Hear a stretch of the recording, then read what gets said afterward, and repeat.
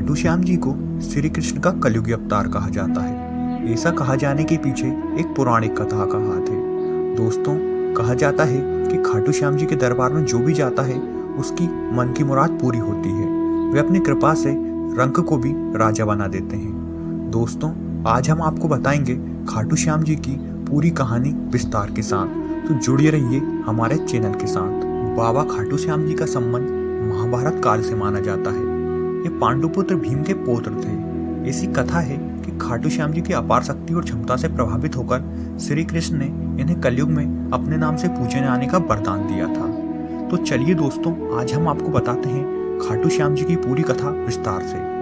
लाक्षागृह की घटना में प्राण बचाकर वन वन भटक रहे पांडवों की मुलाकात हिडिंबा नामक राक्षसी से हुई थी। ये भीम को पति के रूप में प्राप्त करना चाहती थी। माता कुंती की आज्ञा से भीम और हिडिंबा का विवाह हुआ, जिससे घटोत्कच का जन्म हुआ। घटोत्कच का पुत्र हुआ बर्बरिक, जो कि पिता की तरह ही शक्तिशाली और मायावी था। बर्बरिक देवी का बहुत बड़ा उपासक था, जिनकी कृपा से उसे 3 बाण ऐसे मिले थे जो लक्ष्य को भेद कर वापस आ जाते थे, जिसकी वजह से वे अजय हो गया था।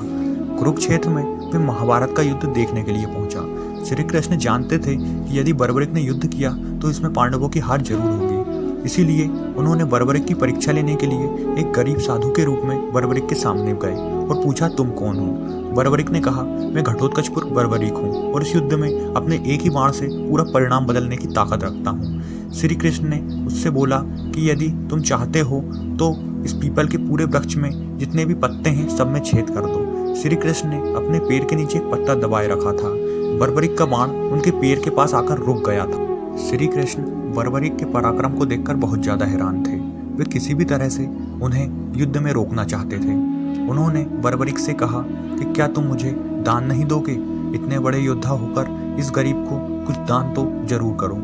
श्री कृष्ण के कहने पर बर्बरिक ने कहा कि मांगिए महाराज, आपको क्या चाहिए? श्री कृष्ण यही तो चाहते थे कि वे उन्हें दान मांगने के लिए कहें। श्री कृष्ण ने दान में उनसे अपना शीश मांग लिया। उन्होंने ये सुनते ही कहा कि आप कोई साधारण ब्राह्मण या भिक्षु नहीं है, बताइए आप अपना असली परिचय दीजिए। उन्होंने श्री कृष्ण के रूप में अपना परिचय दिया। बर्बरिक ने खुशी खुशी अपना सिर काटकर श्री कृष्ण के हाथों में दे दिया। बदले में श्री कृष्ण से युद्ध देखने की अभिलाषा की। श्री कृष्ण ने उस शीश को ऊंची पहाड़ी पर रख दिया, जिससे वे सारा युद्ध देख सकें, और वरदान दिया कि तुम कलयुग में मेरे नाम से यानी कि खाटू श्याम जी के नाम से पूजे जाओगे और तुम्हारे स्मरण मात्र से ही दुख दर्द सब दूर हो जाएंगे और लोगों को मोक्ष की प्राप्ति होगी।